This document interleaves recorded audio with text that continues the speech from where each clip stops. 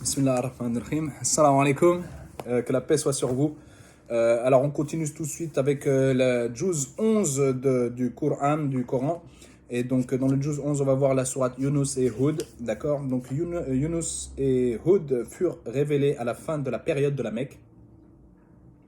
Yunus, Hud et la sourate Yusuf furent révélés l'une après l'autre. Donc, Yusuf, on verra dans la prochaine vidéo. Ensuite, cette sourate est Yunus.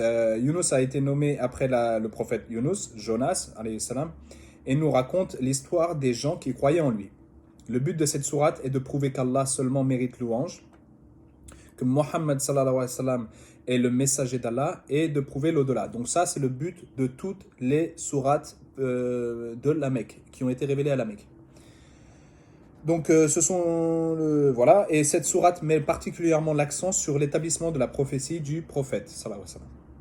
Donc la sourate commence par un récapitulatif des faveurs d'Allah sur les hommes. J'ai du mal avec ce mot à chaque fois. Donc le verset 5, c'est lui qui a placé le soleil et la lune afin que l'on puisse calculer le temps. Un des thèmes principaux de cette sourate est donc ça c'est une des faveurs de Allah, la lune et le soleil, et bon, bref. Un des thèmes principaux de cette sourate est le fait que l'homme se rappelle toujours d'Allah en période de difficulté, et quand elles sont levées, il néglige Allah. Donc verset 12, quand un malheur le touche, il fait appel à Allah, couché, assis ou debout, puis quand Allah l'en délivre, il tourne le dos comme s'il n'avait jamais imploré Allah. Donc nous avons besoin d'Allah à tout moment. Mais quand tout va bien, nous oublions. D'accord? Donc Allah ne critique pas le fait de se rapprocher de lui dans la difficulté, mais il critique le fait de l'oublier quand cette difficulté disparaît. Un autre thème constant de cette sourate est la description du Coran, qu'il vient d'Allah et que Mohammed sallallahu alayhi wa sallam est son sincère messager. Donc le verset 16, le prophète sallallahu alayhi wa sallam a vécu le temps d'une vie depuis qu'il était enfant parmi les Quraysh, parmi les gens de la Mecque, dans leur propre société. D'accord ? Il n'était pas connu pour ce genre d'idées, ce genre de révélation, ce genre d'expression. Et d'un jour à l'autre, Allah lui ordonna de réciter la plus inspirante des récitations révélées. Le caractère du prophète, sallallahu alayhi wa sallam, le fait qu'il n'était pas connu pour ce genre de choses, et le fait que tout ça a apparu du jour au lendemain, sont des preuves qu'il est un prophète. Ensuite, on a les versets du challenge qui sont un des 14 versets du challenge, je pense. Je suis plus sûr du nombre exact. Donc, verset 37-38. Donc, verset 37, ce Coran n'aurait jamais pu être produit par autre qu'Allah et est une confirmation et une élaboration des livres précédemment révélés. Verset 38, c'est là que vient le challenge. Composez donc une sourate semblable à ceci, si vous êtes véridique. Ensuite, verset 57-58. Ô être humain, un conseil vous est venu de votre Seigneur, une cure pour vos cœurs, un guide et une miséricorde pour ceux qui croient. Ils devraient s'en réjouir, car c'est bien mieux que tout ce qu'ils peuvent amasser. Donc, dans ces deux versets-là, Allah nous dit que le Coran est une guérison pour chaque maladie spirituelle, arrogance, maladie du cœur en gros, arrogance, doute, désir. C'est une nourriture pour notre âme, qui réside bien dans notre cœur et non dans notre cerveau. Et donc la paix et la satisfaction intérieure obtenue par cette nourriture, par cette guérison, avec le Coran, tous les biens d'ici-bas ne peuvent pas nous la donner, ne nous la donneront pas, cette paix et cette satisfaction intérieure. D'accord ? On a beau avoir des millions, on peut être malheureux, d'accord ? Donc cette sourate nous dit aussi qu'il y a une catégorie de gens bien aimés d'Allah, Awliya Allahi. Donc à partir du verset 62, ils n'ont rien à craindre et ne seront point affligés, ceux qui croient et ont conscience d'Allah. Bonne annonce pour ceux dans ce monde qui le suivent. Dans ce monde et le suivant, pardon. Bonne annonce pour eux dans ce monde et le suivant. Donc celui qui choisit Allah sera le plus heureux dans cette vie est la suivante. Il n'aura pas besoin d'être millionnaire pour ressentir le bonheur. Et quand tu oublies Allah, tous les plaisirs de ce monde ne te donneront pas une fraction du bonheur que l'adoration d'Allah te donnera. Et moi, je suis tout à fait d'accord. Moi, je me sens très heureux. Il y a beaucoup de choses qui manquent dans ma vie. Par exemple, j'ai pas de femme. J'aimerais bien être marié. J'aimerais bien avoir une femme. J'aimerais bien avoir de l'argent. Euh, Être riche. Franchement, j'aimerais bien avoir de l'argent. J'aimerais bien avoir une maison à moi-même. Il y a plein de choses qui me manquent dans la vie. Mais je suis heureux sans toutes ces choses. Après, je suis sûr que ces choses m'amèneront un peu plus de bonheur. Et c'est pas parce que on a Allah dans nos vies, enfin qu'on lit le Coran, qu'on prie et que tout ça, et qu'on a l'impression que Allah nous donne du bonheur, que on ne veut, qu'on ne pense pas à toutes ces autres choses-là, d'accord? Mais je pense qu'on peut avoir toutes ces autres choses-là et ne pas ressentir ce bonheur.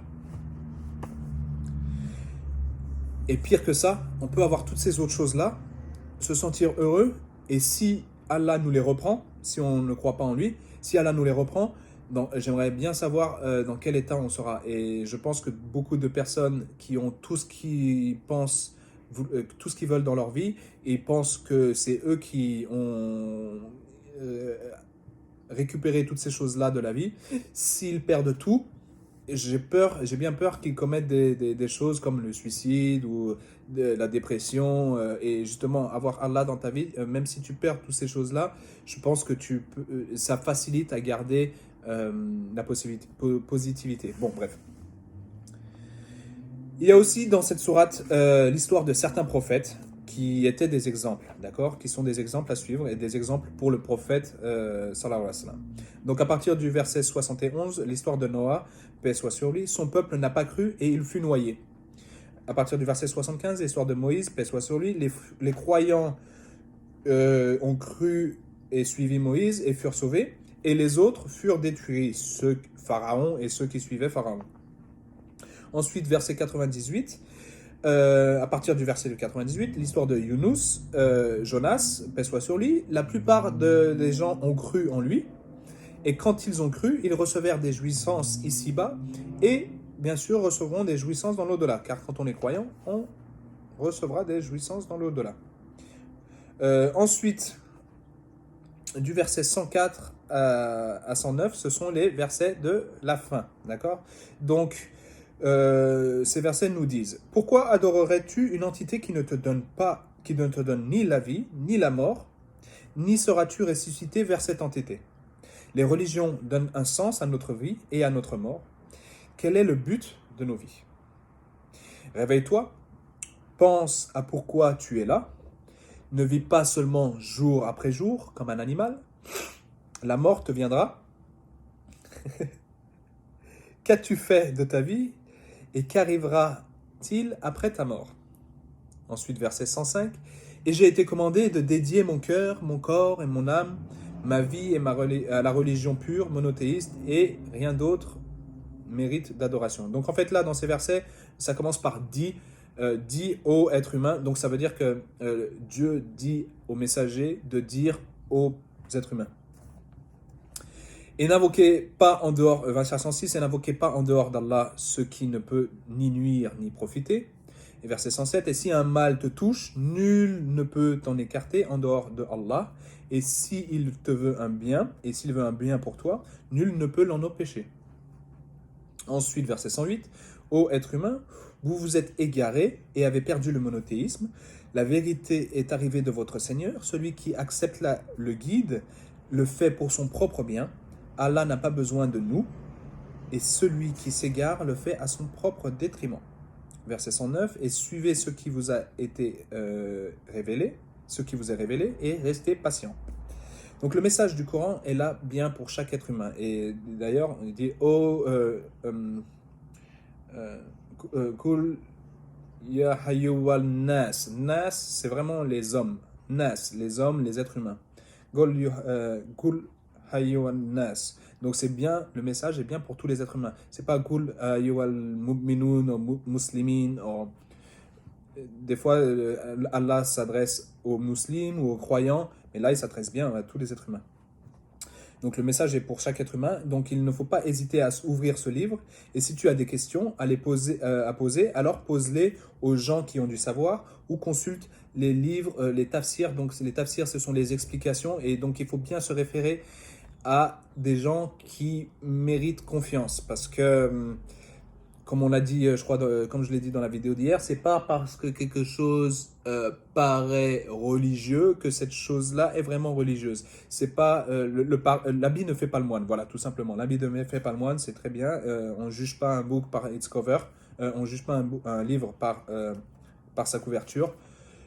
Donc nous, malheureusement, on peut voir que ce qu'il y a à l'extérieur, et donc il faut bien faire attention à qui on écoute et où on cherche réponse à nos questions. Ensuite, la sourate suivante, Hud. 2/3 de la sourate Hud est en rapport à des histoires de prophètes. Cette sourate, en plus du but de toutes les sourates de la Mecque, avait aussi pour but de consoler le prophète sallallahu alayhi wa sallam à travers les histoires des précédents prophètes. Donc le stress, la peine, l'humiliation n'était pas quelque chose de nouveau. D'accord ? Les prophètes ont tous subi quelques mésantéudes. Je ne sais pas si c'est un mot qui existe, mais bon, bref. Donc, verset 12. Allah subhanahu wa ta'ala mentionne que le prophète sallallahu alayhi wa sallam est stressé et il veut montrer à son peuple un miracle afin de prouver qu'il est bel et bien un prophète. Mais Allah lui dit qu'il n'est qu'un avertisseur. Donc voilà, il n'est qu'un avertisseur. S'ils veulent écouter, ils écoutent. Sinon, ils n'écoutent pas. Verset 120, donc à la fin de la sourate, Allah subhanahu wa ta'ala dit que toutes ces histoires narrées au prophète sallallahu alayhi wa sallam sont pour raffermir son cœur. Ensuite, voici quelques histoires donc, dans cette sourate Hud.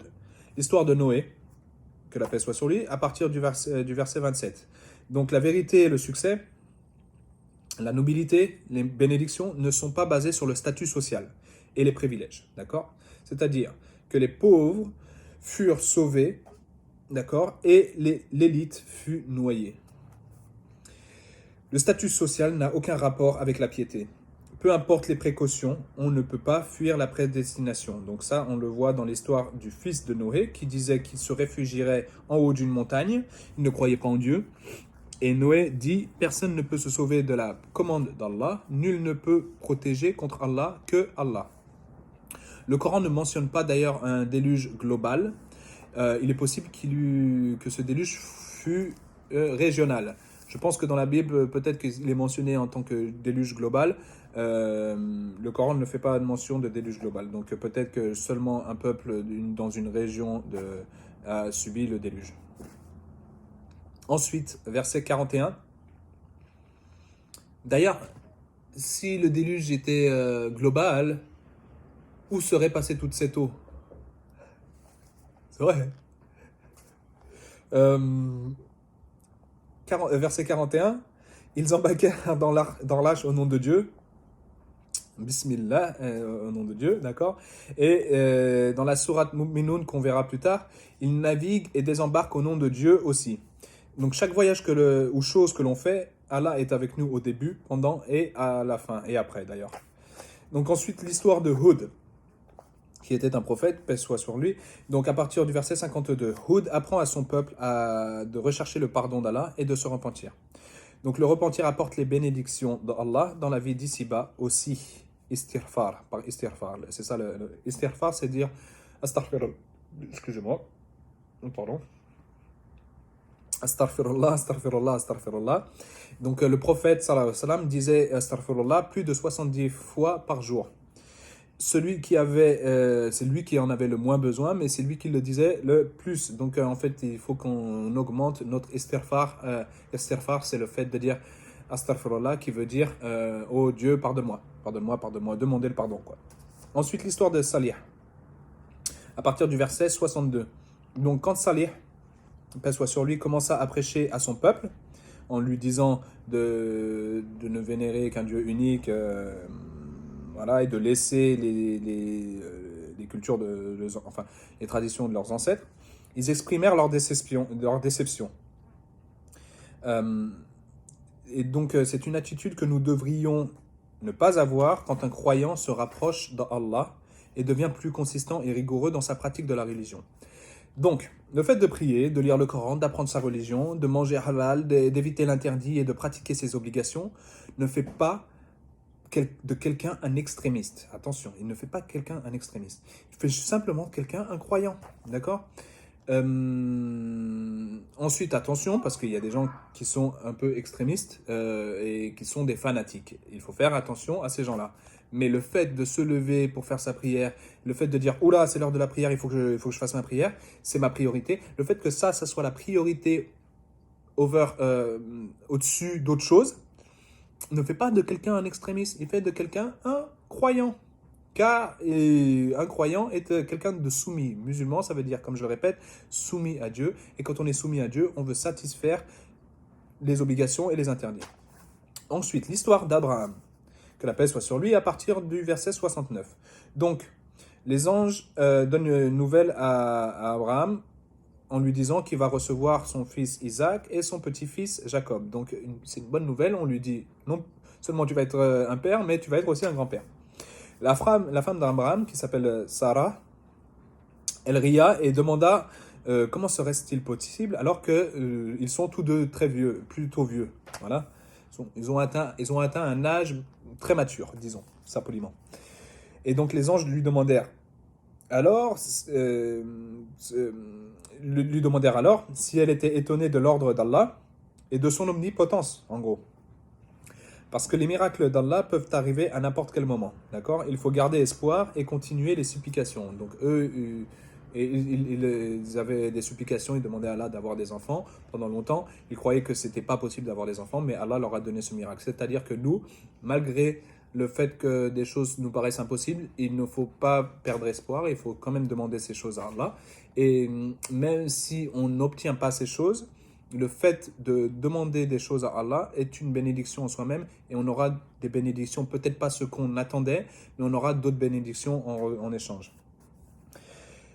Ensuite, l'histoire de Lot, alayhi salam, que la paix soit sur lui, à partir du verset 77. Donc la femme de Lot ne pratiquait pas les crimes que le peuple de Lot pratiquait, mais voulait aider le peuple qui commettait ces crimes-là. Elle les supportait et leur dit la présence de beaux jeunes hommes dans la maison de Lot, ne sachant pas qu'ils étaient des anges, ces jeunes hommes-là. Le peuple donc accoura vers chez Lot pour les voir. Alors en fait, le peuple de Lot pratiquait l'homosexualité. Donc l'homosexualité, Dieu l'interdit, voilà, Dieu l'interdit. Donc, et Lot espérait avoir la force. Dieu dit que c'est un péché, quoi, que c'est un péché. Et Lot espérait avoir la force de défendre ses invités. Donc, il ne savait pas que c'était des anges. Et les anges réconfortèrent alors Lot en lui expliquant la situation et en disant que sa femme sera punie comme le reste de son peuple pour ce qu'il faisait, d'accord, pour ce qu'il commettait. Et sa femme sera punie aussi pour le support qu'elle avait envers eux, malgré qu'elle ne commette pas ces actes-là. Donc, la morale de cette histoire, c'est que de supporter le mal, car oui, oui, je pense que l'homosexualité, c'est quelque chose de malsain, et le fait d'avoir des désirs homosexuels dans la tête, c'est... je ne sais pas d'où ces désirs viennent, mais on ne sera pas puni pour avoir ces désirs-là. Par contre, de passer à l'action, c'est là que c'est ça qui est blâmable. Alors, je dis pas, il faut pas. J'ai beaucoup d'amis homosexuels et je leur dis ça ouvertement en face d'eux. Je leur dis, je pense que ce que vous faites c'est un péché, mais que le fait de passer à l'action c'est un péché. Mais si vous avez une attirance pour les gens du même sexe, en soi-même ce n'est pas un péché, mais de passer à l'action c'est un péché. Tout comme moi. Et ça, on va me dire, oui, mais t'es un arriéré de penser ça. Bon, on va me dire ça par rapport à la culture d'aujourd'hui, à la civilisation d'aujourd'hui, des 50 dernières années, qui dit que maintenant, c'est quelque chose de normal, que le mariage homosexuel, c'est quelque chose de normal, et que si on n'est pas d'accord, on est un arriéré. Bon, ça, c'est un autre sujet, mais tout ça pour dire que moi aussi, j'ai des désirs. Par exemple, j'ai des désirs extrêmes envers j'aime beaucoup les gens du sexe opposé, d'accord? Et j'ai des désirs et je contiens, au jour d'aujourd'hui, j'essaye de contenir ces désirs au maximum. C'est-à-dire de ne pas passer à l'acte. Donc même moi j'ai des désirs qui sont malsains parce que le fait de passer à l'acte en dehors du mariage, c'est quelque chose de malsain. Donc le fait que je dise que l'homosexualité, de passer à l'acte, c'est quelque chose de malsain, il ne faut pas prendre ça comme une insulte, il faut prendre ça comme une réalité. Voilà, je suis désolé, c'est une réalité. Moi je me contiens de mes désirs, vous pouvez vous contenir de vos désirs si vous êtes homosexuel aussi. Et je ne vous insulte pas et c'est pas pour ça que j'ai pas je vous aime aussi parce que j'ai beaucoup d'amis gays qui sont des bonnes personnes et mais voilà, c'est un péché, c'est-à-dire que c'est un péché. Ensuite, le fait de se retenir de faire ce péché, par exemple, moi j'ai des désirs, je me retiens au maximum et il y a des moments où je vais être faible et je vais succomber à mes désirs et je vais revenir vers Dieu en me repentant. Ben, peut-être que vous pouvez faire la même chose aussi et que mais se repentir ça veut dire essayer d'arrêter et de faire tout ce qu'on peut pour arrêter et peut-être que des fois la faiblesse ou la faiblesse ou la tentation prend le dessus sur nous. Je sais pas si on qu'est-ce qu'on je sais pas Dieu seul sait qu'il pardonnera et qu'il pardonnera pas. En tout cas, un péché est blâmable, que ça soit n'importe quel péché et le repentir est louable. Donc voilà, à vous de faire ce que vous voulez ensuite. Et je vous insulte pas. Si vous êtes gay et que vous regardez, c'est pas une insulte envers vous. Et si je dis que l'homosexualité c'est malsain, c'est pas une insulte parce que moi je pense que même moi j'ai fait des choses malsaines. Voilà, bon bref. Ensuite, l'histoire de Shouaib. Non, mais j'ai pas fini. Donc supporter le mal. Nous met dans le même panier que de faire ce mal-là. Donc vendre de l'alcool ou de la drogue, par exemple, sans en consommer, par exemple, c'est quelque chose de mal aussi. C'est supporter le mal, d'accord. Et donc il ne faut pas que nous ne soyons pas comme la femme de Lot, ne supportons pas des choses malsaines. Vendre de l'alcool, c'est supporter la consommation d'alcool, c'est être dans le même panier, c'est comme si on consommait de l'alcool. Bref. Ensuite, l'histoire de Shoaib. Paix soit sur lui, à partir du verset 84. Le peuple de Shoaib vivait dans un endroit qui était un arrêt pour les caravanes. Le peuple pratiquait des fois l'extorsion, d'accord, envers ces caravanes, donc ils volaient, voilà, l'extorsion, et des fois ils trichaient dans les affaires commerciales, c'est-à-dire qu'ils ne faisaient pas bon poids, bonne mesure, d'accord. Ensuite, Shoaib dit à son peuple de ne pas être malhonnête dans leur commerce et de ne pas semer la corruption, donc de ne pas voler. Donc, verset 86, ce qu'Allah vous donne de halal, de licite, est bien meilleur que tout ce que vous obtiendrez par le haram, l'illicite. Il n'y aura pas de bénédiction dans l'illicite. Donc, voilà. Donc, le peu que on obtient de bonne manière, c'est-à-dire par le travail ou d'une bonne manière, on aura plus de bénédictions dans ce peu-là que si on obtient beaucoup d'une manière illicite. Voilà. Donc, voilà, à vous de faire ce que vous voulez. Voilà. C'est-à-dire, voilà. Bon. Bref, verset 88, nous devrions vouloir être la source du bien où que nous allions, aider les autres et nous-mêmes ensemble. D'accord. Ne pas dire de faire quoi que ce soit pour en profiter soi-même, mais pour devenir des meilleurs gens ensemble. Donc en fait, Shoaib a été accusé de dire à son peuple de ne pas être malhonnête pour qu'il soit malhonnête lui-même afin d'en profiter, que lui seul en profite. Mais bien sûr, c'était une accusation fausse. Ensuite, l'histoire de Moïse, à partir de 96, que la paix soit sur lui.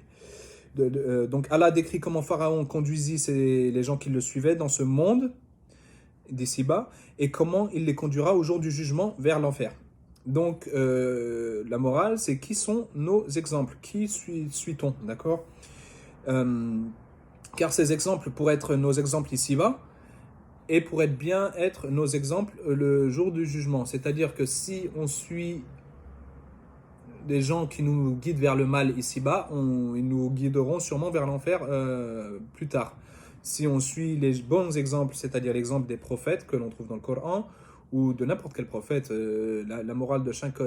si on suit ces exemples-là, on mérite... peut-être que le jour du jugement, on suivra ces gens-là vers le paradis. Ensuite, les versets de la fin, donc à partir du verset 111. Allah nous fera pleine rétribution, verset 111, pour nos actions.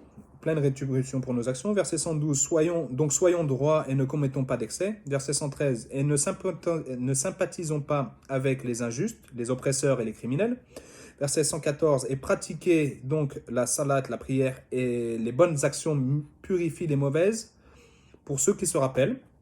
Et 115, et soyez patients. Donc le mécanisme le plus fort pour le pardon de nos péchés est la salat, la prière. Donc ne laissons pas nos péchés nous empêcher de prier. C'est-à-dire que, voilà, il y a un hadith où un compagnon du prophète approche le prophète, sallallahu alayhi wa sallam, et lui dit, c'était un compagnon qui était alcoolique. Et donc il approche le prophète et lui dit, je suis un alcoolique, je bois de l'alcool tout le temps, est-ce que Dieu me punira pour ça? Le prophète sallallahu alayhi wa sallam lui dit, oui, c'est un péché, il y a une punition, Dieu châtiera pour les péchés. Il dit, et si je me repentis?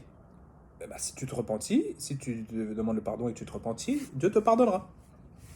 Il dit, mais si après m'être repenti, je suis faible encore et je retombe dans ce péché. Le prophète lui dit, sallallahu alayhi wa sallam, Dieu, c'est un péché, donc ça mérite châtiment, donc Dieu punira. Il dit, mais si après, si je reviens encore, je me repentis encore et je reviens encore vers Allah, le prophète sallallahu alayhi wa sallam lui dit, Dieu te pardonnera.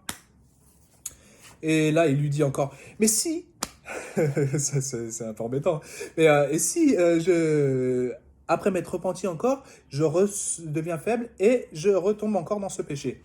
Et là, en fait, une fois, il s'est déjà repenti 2 fois, d'accord? Et là, son péché, c'est pas une 3e fois. C'est comme quand tu te repentis, tu repars à 0. C'est-à-dire que c'est comme si c'était la première fois qu'il retombe dans ce péché, d'accord? Et lui dit, et le prophète sallallahu alayhi wa sallam lui dit, c'est un péché, donc Dieu te châtiera.